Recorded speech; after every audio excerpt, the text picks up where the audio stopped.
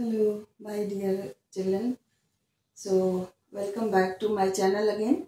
Now, let us see some applications of convection current. Okay. So, अब देखिए convection current के बारे में हम लोगों ने पढ़ा था क्या था. Just we let us recall them.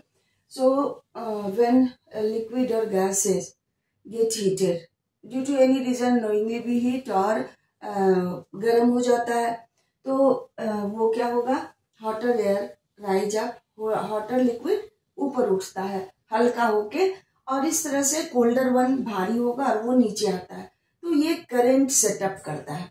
Okay, I will show you this thing by activity.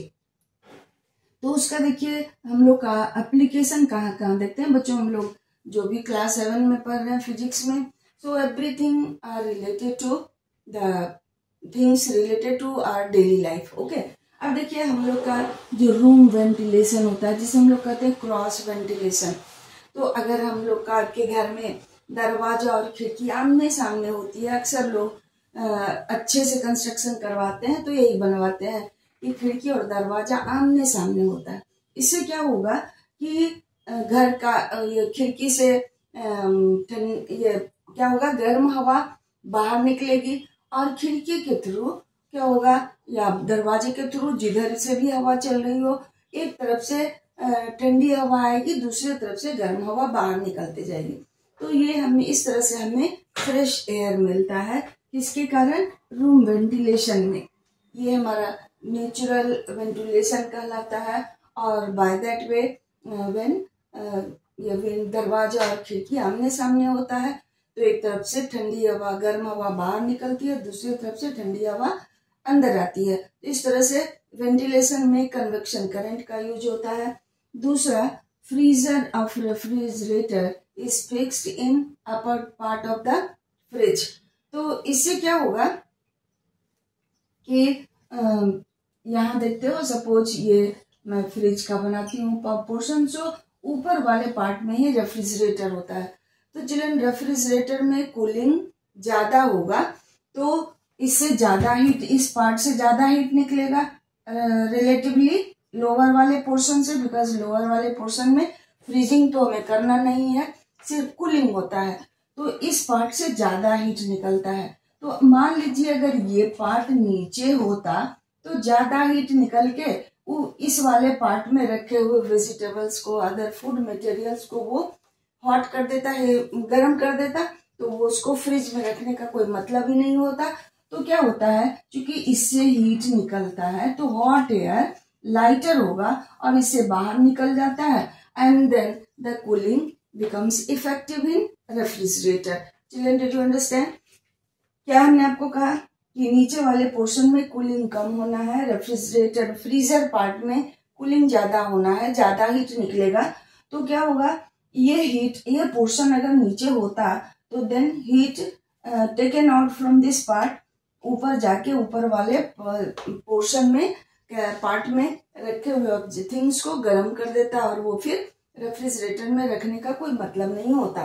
तो इस तरह से हम लोग वहां भी देखते हैं कि हॉटर एयर राइज कर जाता है, और इस तरह से रेफ्रिजरेटर में इसका यूज हुआ. एसी और ventilators are fixed near the ceiling. हम लोग अपने घर में देखते हैं कि चाहे एग्जॉस्ट फैन लगाना हो, या स्प्लिट एसी लगाना हो, या एग्जॉस्ट फैन और वेंटिलेटर से सिंपली छोटा सा वो नेट वाला जैसे जाली जैसा बना हुआ वेंटिलेटर हम लोग फिक्स करते हैं, वो भी सीलिंग के पास लगाते हैं.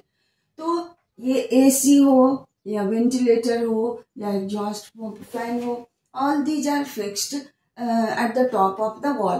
तो क्या होगा, उससे एसी का केस अगर लेते हैं हम लोग, तो क्या होगा, एसी रूम के अंदर जो हॉट एयर है दैट विल राइज अप.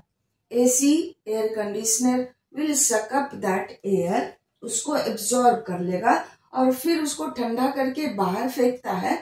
तो वो जो ठंडी हवा होगी वो भारी होगी, हेवियर होगी,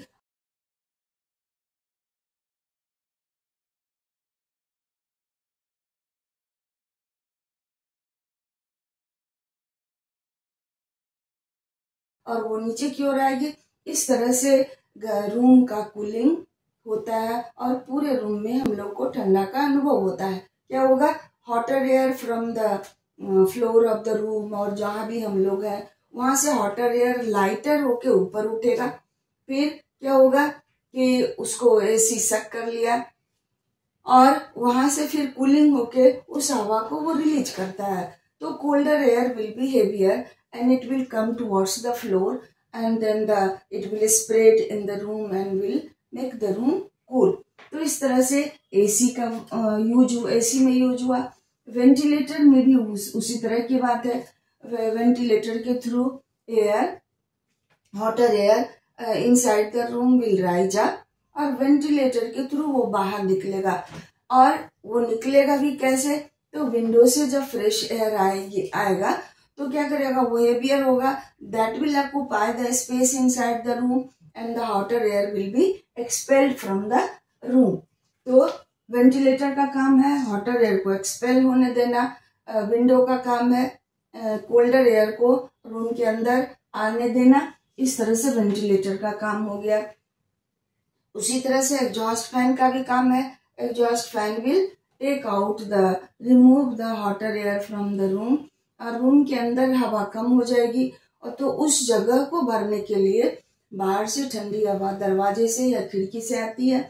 इस तरह से हम लोग वहां भी जो भी हॉटर एयर का ऊपर की ओर मूव करना, कोल्डर एयर का आना, that is the use of convection current. और इस तरह से वहां भी हमें कन्वेक्शन करंट का यूज दिखाई देता है। Now next one, air current. अब अर्थ के सरफेस पर हम लोग जानते हैं कि अनइवन हीटिंग होता है।